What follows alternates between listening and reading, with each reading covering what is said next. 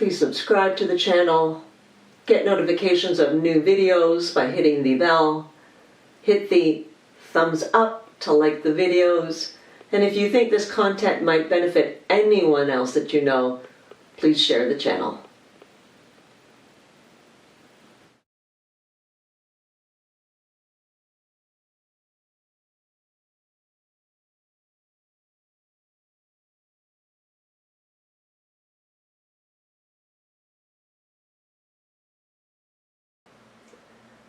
Hello everyone, I'm Aldona.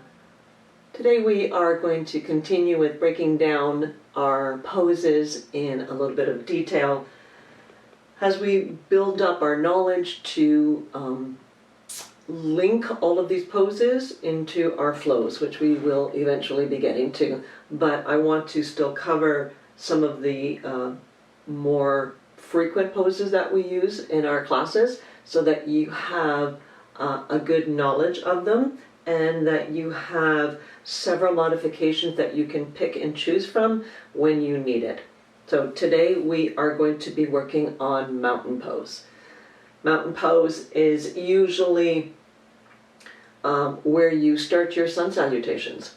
So we're going to go over a few things that I would like you to think about in your own body when you are coming to a standing position. How can we line up our body in the best possible way? So we know that we want to get the alignment in our body as close to that perfect body as we possibly can. We know it's not perfect, but what we're trying to accomplish is the most perfect, the most straight, the most aligned that we can possibly manage. So we're looking to even out those imbalances that we have from our right side body to our left side body, whether it's in your feet, whether it's in your ankles or your hips or your shoulders. So we're trying to find that Goldilocks spot, that spot that's a little bit closer to perfect when we're not perfect. So we talk about the torso of our body. I talk about the rectangle torso of our body, which is basically from your hips up through to your shoulders. So that rectangle, we are trying to line that up. So where our hips are, we all have imbalances, so we always have one hip that's a little higher or a little lower, but we are trying to level it out as best as we can. Think of that construction ruler or level, and it's got those little bubbles, and then it kind of shifts when it gets out of kilter. Think of that, maybe that might help you, think, oh, there's my hips. My hip is a little lower, my hip is a little higher. The same goes for the shoulders. We would like to try to get them as balanced as we can. Yeah? So the spine that runs kind of vertically, we constantly are trying to get to that neutral spine, the one that we talked about earlier, that spine that has that natural curve. And again, that whole natural curve for many people is not natural. We see many people who are curved forward, and that's their natural everyday space. It's not a perfect spine, so if you're the type of person who has that curve this way or that way, it doesn't really matter. Anything that's off perfect. We are trying to get ourselves up to that vertical spine. And then we're trying to even out left to right. So we do that when we're in Shavasana. We have the opportunity to kind of see where our bodies are. When you're in the lying down position, it's a very easy way to see or feel your imbalances. Now, having said that, you may not feel all of your imbalances in Shavasana. Or sometimes if you're choosing to sit, you may not notice all of your imbalances when you're in a sit position. So when we get to our stand position, it might make those imbalances a little bit more obvious to you. So we do still want to line up our bodies as best as we can. So we know that we're still going to have those imbalances because nobody's perfect exactly 100% left to right side. However, we are trying to get the best balance that we possibly can. So usually we come to, the front of your mat. You'll hear that many times in class. So when we talk about it today, I'm going to be facing you for most of the time because I want to exaggerate the places where I want you to think about in your own mind. So by all means, when we start doing this, you can come to the front of the mat. You don't have to necessarily be facing this way. But when we're in our standing position, the thing that is connected to the floor is your feet. So we are going to start with our feet first, go over a few things, a few alignments that we should be mindful of, and then we're going to work our way up the body towards the top of the head. So when we're doing this, you could spend a lot of time in mountain pose going over all of these little itsy bitsy things. So I don't necessarily want you to do that. We are going to take our time today because we're breaking it down. But when we're getting more towards our flows, you don't really want to spend, 35 minutes in mountain pose setting everything up. It's going to be considerably shorter. So think about these things.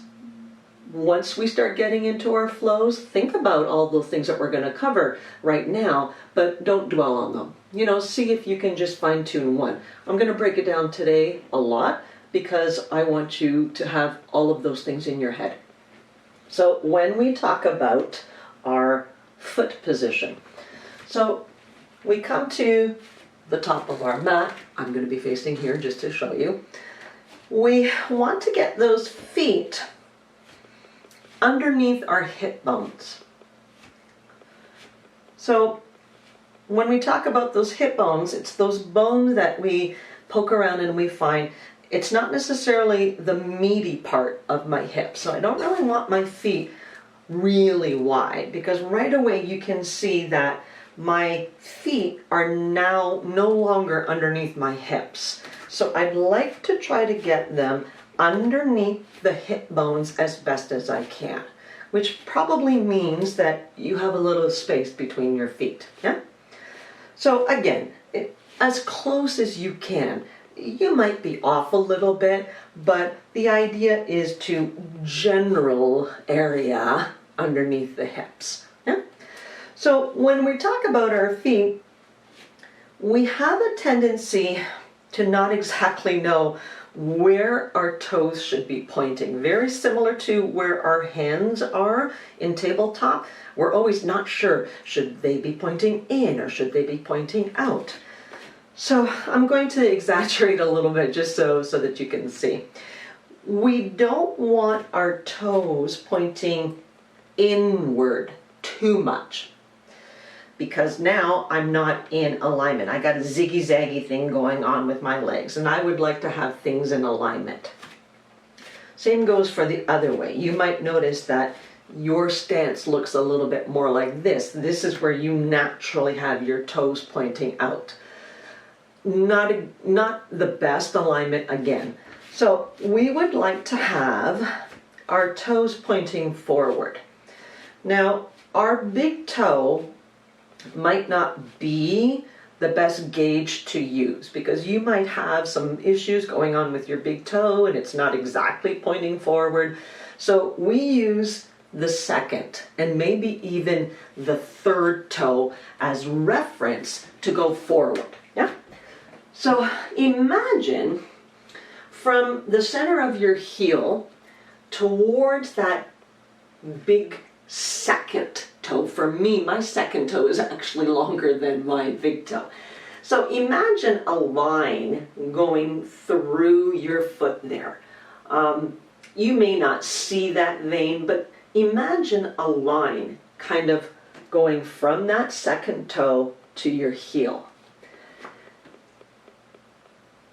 That line, when it's beside your other line, you would like to try to get those parallel to each other. Yeah?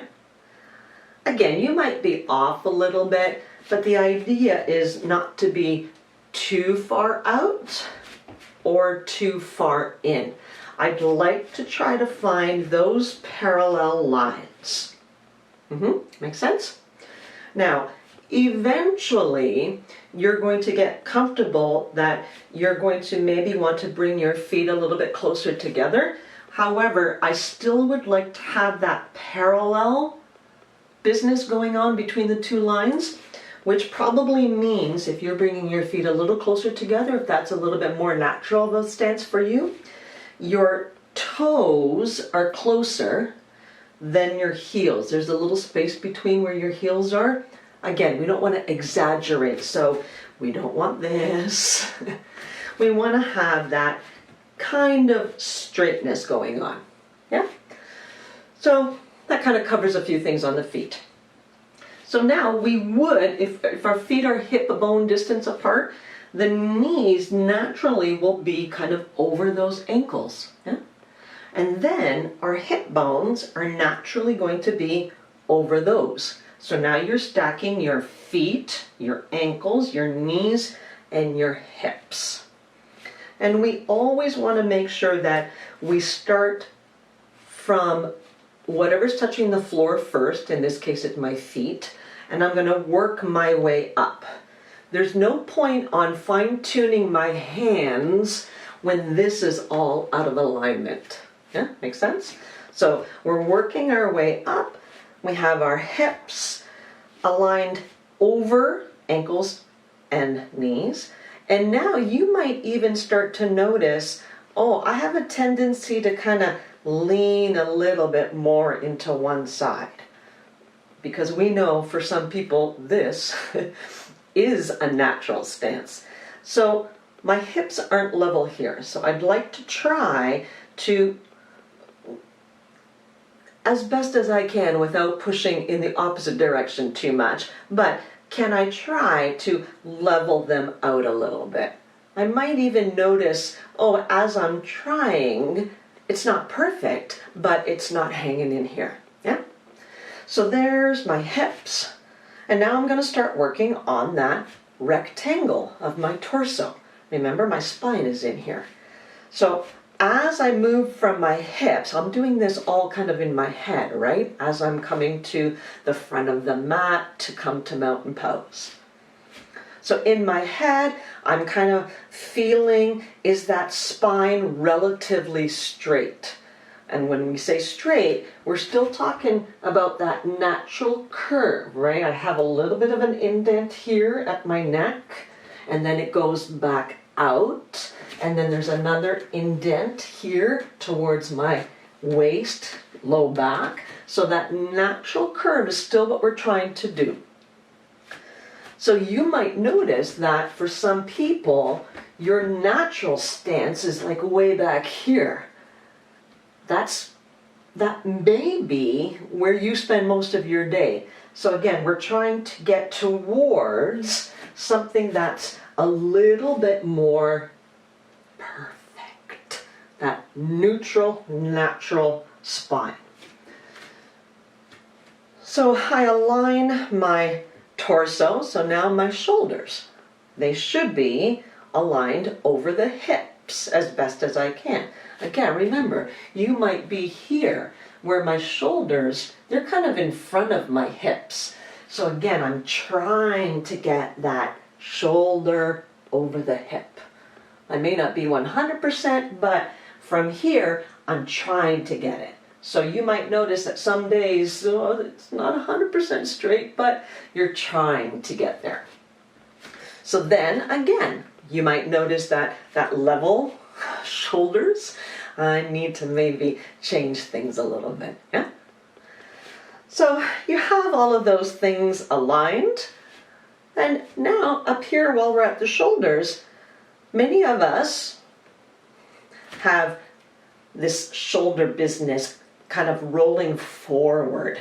So naturally, I want to open up. I want to uncurl those shoulders. So I want to open up the collarbone. I want to open up my shoulders.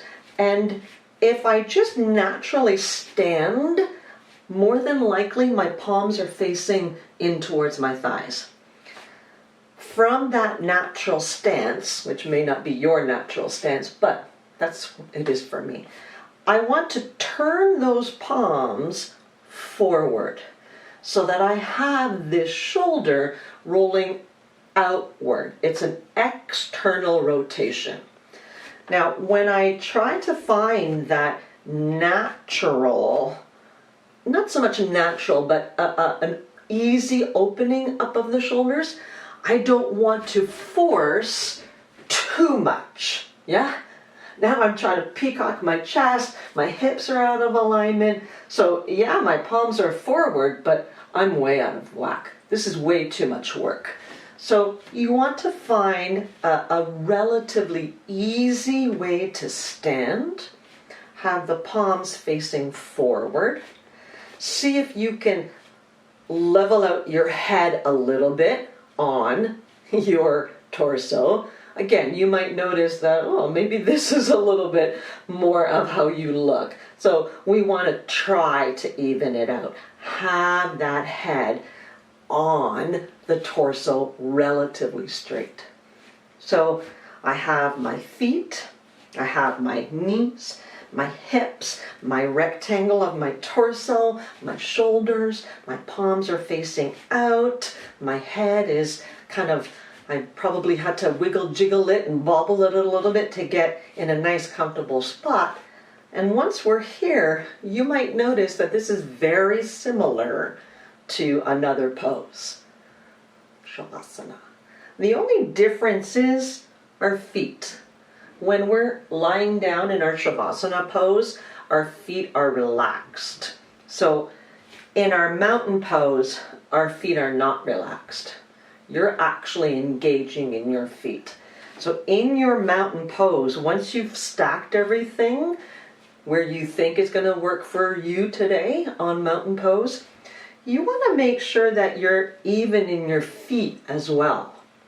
So you may have worked on all of those alignments, but still notice that you have a tendency to lean into one edge. So you might even notice, I'm sure if you've seen me in class anytime before, I kind of sway around a little bit. I kind of shift my weight side to side, front to back, just to kind of nuzzle into where it's going to be comfortable today. And I might even work on opening up my toes, putting them back down to the floor so that I have that feeling, that solid feeling. I'm gripping into the floor, into my mat. I'm solid, much like a mountain. I'm not curling up my toes too much. I don't want those claw toes either. I'm trying to get them open, flat, strong, sturdy, so that the base of my mountain is supporting the rest of my body. Yes? So in your mountain pose, you should be comfortable.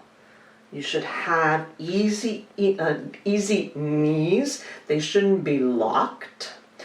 Your shoulders shouldn't be all stiff.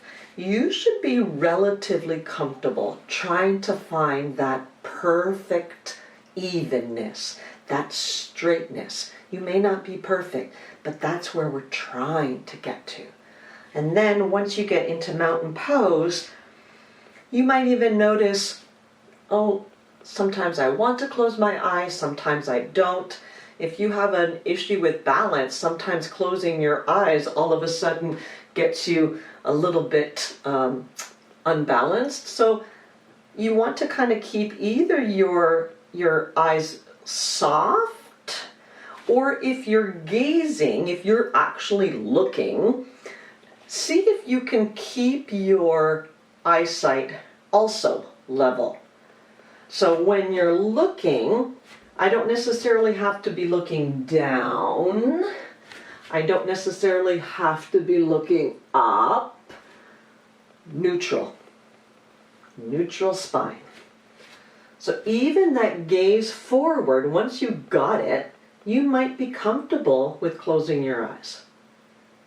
And once again, not everybody's comfortable with that, but when you take that visual away, that might help you kind of get into your head a little bit more, and then you might be able to even feel those imbalances.